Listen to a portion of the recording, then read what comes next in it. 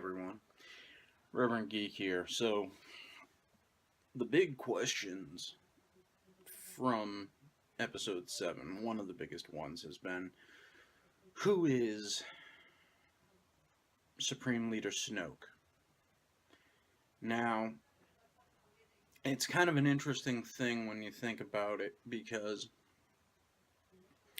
the movie doesn't really give us much, but it does give us some thoughts, some ideas about who he could possibly be. I mean, Leia talks about him and his influence on a young Kylo Ren.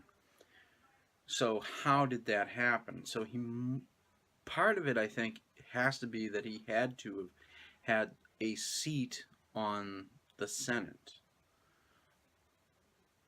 or at least kind of somewhere came into an influential part of the building of the New Republic before it was shortly destroyed in the movie.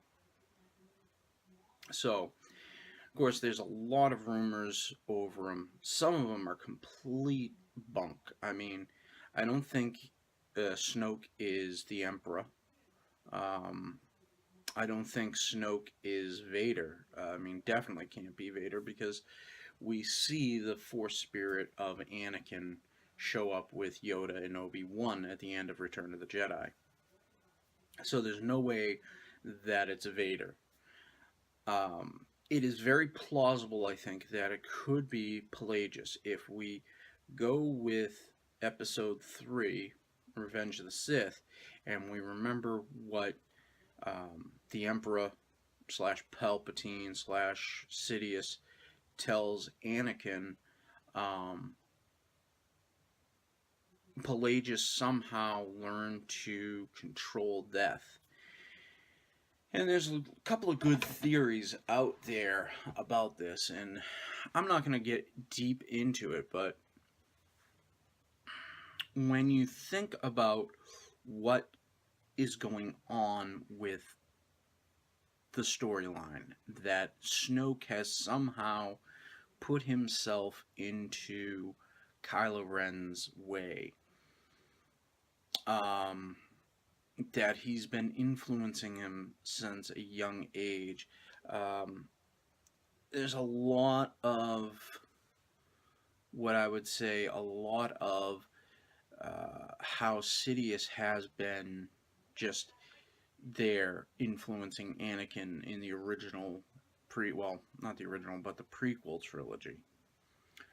So, well, yeah, even the original trilogy when you think of the Emperor and Vader. But anyway, the whole point of it is that there is similarities there. And what I think what we're going to find out is either Snoke is going to be Pelagius, which would then, I think in some ways, help keep the prequel trilogy relevant, because let's face it, Disney is gonna want to keep the prequel trilogy relevant to the saga. Even though people hate it, there are people that love it. And Deadpool will go after the people that love it. But the point of it is that it exists, and it's still going to be something of a moneymaker for Disney. I mean, I don't think that we're going to see Jar Jar dolls made, but if they can come out and say that Snoke is Pelagius, then that's going to keep the prequel trilogy relevant, especially Episode 3, which is the best out of the 3 prequels. But that said, we could also see Pelagius end up being somebody completely different, completely new. It's going to be interesting. We have Benicio del Toro coming in Episode 3. There are hot rumors saying that he is going to be Ezra from Rebels. I don't know if that's true, but we'll just wait and see. As of now, though, I'm leaning towards Snoke being Pelagius, with a back door open to him being somebody we're not even thinking of. Other than that, there's not much else to go on. Um, Let me know. I mean, especially when you think of the music cue. Think of this. I'll go back to this one thing, and then we're done.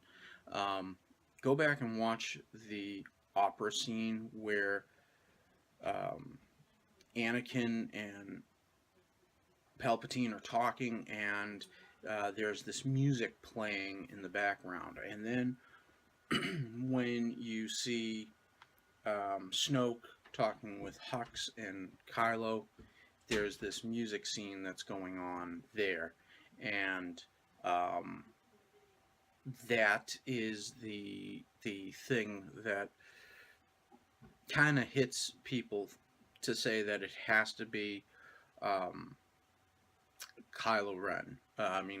Pelagius talking to Kylo Ren. Um, in fact, there's even a video that was just released of John Williams talking about reusing music cues. Um, I'll try to link that in the description below. Check that out and see what you think. Anyway, that's it. Geek out.